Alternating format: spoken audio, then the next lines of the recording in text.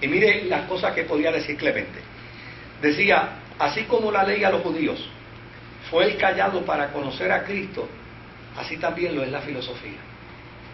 La filosofía es el vehículo que conduce al hombre a la verdad. Y esa verdad es Cristo.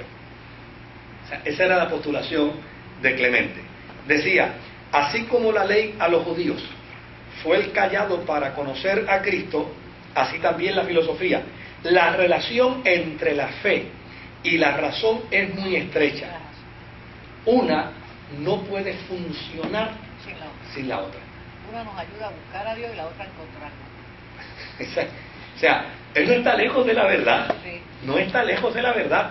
Lo que pasa es que, obviamente, había otra gente con otros ministerios, con otras visiones, con otras funciones, con otras tareas, que cuando veamos ahorita a nuestro querido amigo abogado, ¿verdad?, Tertuliano, nos vamos a dar cuenta de que él pensaba de manera totalmente distinta. Oye, pero está divino eso, ¿no? Sí, él decía, Clemente de Alejandría decía, el sabio va más allá del sentido literal de la Escritura. Fíjense, y de hecho, no está lejos de la verdad.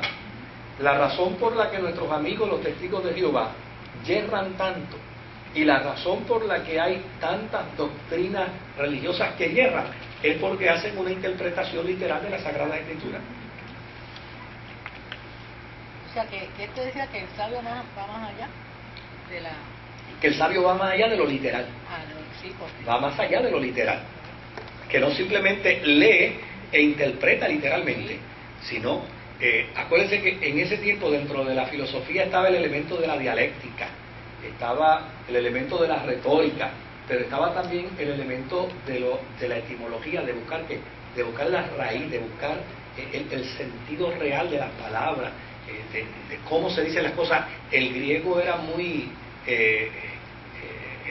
abundante, ¿no?, en terminología, y por lo tanto él postulaba el cristiano tiene que estar preparado hacia eso, y no estaba lejos. El juicio crítico, ¿no? Sí, y no, desde luego, y no estaba lejos de lo que Pablo había enseñado.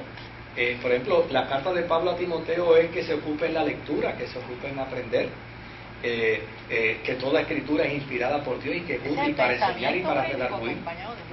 Del juicio, es pensamiento y juicio crítico juntos. Pensamiento y juicio crítico juntos. Y desde luego, o sea, la fe cristiana no niega el aparato racional. Es más, no, eso es otra cosa. Eso es más parecido a la hermenéutica. Eso es otra cosa. Es más en la línea de hermenéutica. Es más bien en el área de la hermenéutica. Mire, por ejemplo, ¿cuándo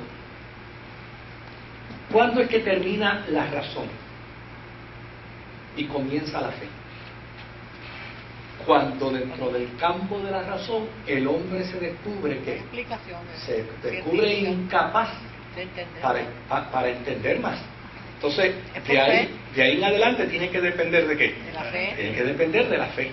Y una de las cosas que la fe le permite al hombre, una de las cosas que la fe le ofrece al hombre, es que en la medida en que puede tener convicción, en la medida en que puede tener certeza, puede lograr una serie de cosas que cuando la razón llega a su límite y se desilusiona y se desampara y se abandona, la fe le dice, no, todavía hay esperanza.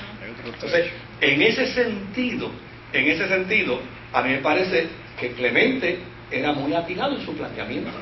Pues mira, yo conozco mucha gente especialistas en la razón, sí, sigue por ahí para abajo, pero llega un día que llega la crisis, llega un día en que llega el dolor, llega un día en que llega el abatimiento, llega un día en que viene la enfermedad. ¿Y qué descubres de la razón? Descubres impotencia, descubres soledad, descubres abandono. Llegaste al límite. Entonces tienes que aceptar que la razón en el ser humano tiene un límite. Y Dios entonces capacitó al hombre de la fe. ¿Ves? Sí, pero en todo momento el filósofo, desde que empieza a filosofar, está obrando por fe misma, porque cada escuela filosófica cree en que su argumento, en que su estilo, en que su cree en la búsqueda de la verdad, en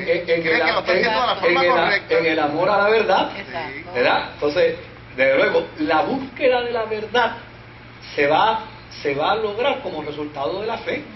Por eso para Justino era fácil decirle a la gente: mi filosofía te ayuda a encontrar la verdad, porque ya necesariamente le decía: mira hasta dónde llega la filosofía, hasta aquí, y de aquí en adelante, ¿qué tú puedes hacer con ella? O sea, tú no puedes hacer nada más con la filosofía. Ahora, fíjate que cuando llegas aquí, la filosofía te ayuda a descubrir el campo de la fe. Y en el campo de la fe, entonces está la esperanza. Y la esperanza, como dice Pablo, no avergüenza. Porque los planteamientos originales eran filosóficos. El cristianismo los contesta. Sí. Pero ellos fueron los que se lo plantearon. Ellos fueron. De hecho, el planteamiento de Justino es que el cristianismo es la respuesta a la filosofía. La fe es la respuesta a la filosofía. Ahora, mire qué interesante. Es la corona de la filosofía. Sí. Ahora, mira qué interesante. Como Clemente, pues obviamente su planteamiento era lograr. Tal vez la iglesia de su tiempo no lo entendía, porque decían: bueno, este hombre está hablando de unas cosas que nosotros... Pero eso mismo Pedro dijo de Pablo. Pablo dijo: este hombre habla de unas cosas que para nosotros pueden ser ciertísimas, pero no las entendemos. Solo los doctos la pueden entender. ¿Por qué? Porque obviamente Pablo entró en un campo filosófico con el cristianismo y la ley para probar que la ley era el cayado que conducía a Jesucristo. Y eso es lo que dice Clemente. Dice: pues mira, pues lo mismo sucede con ustedes los filósofos.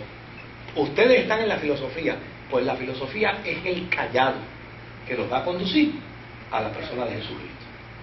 O sea, era la manera de poder responder. Y es interesante, mire, cuando uno conversa con personas que están dotados de esa capacidad argumentativa, de razonamiento más allá de lo normal, es interesante, porque cuando uno los escucha, muchas veces los mismos planteamientos de ellos son respuestas a las lagunas que pueden tener.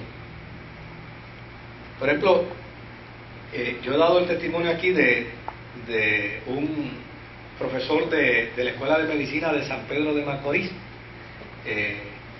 muy amigo de esta iglesia, y una persona que ha sido muy ayudadora de la iglesia nuestra en San Pedro de Macorís, que él me dice: mira, estoy en el centro pediátrico, tengo unos estudiantes de medicina conmigo, estoy atendiendo a una criaturita, la criaturita, no conozco los términos, él me los dijo, pero yo no los conozco, se va en una hemorragia y lo transfunden, terminan de transfundirlo, vuelve y se va en otra hemorragia, vuelve y lo transfunden, se va en otra hemorragia, vuelve y lo transfunde, y finalmente los mismos estudiantes de él le dicen: doctor, no hay nada más que hacer, pero cuando él llega a ese punto ya empieza a asomar las lágrimas, me dice: la condición del niño no permite transfusión, su propio cuerpo expele la sangre, y lo que a mí me da vergüenza es que son mis estudiantes los que me están diciendo: doctor, no hay nada más que hacer. Me dice: chico, pero yo me enamoré de ese nene que estaba ahí, de ese bebé, yo me identifiqué con él y yo no quería que se me muriera, pero ya a ese nivel él está bañado en lágrimas.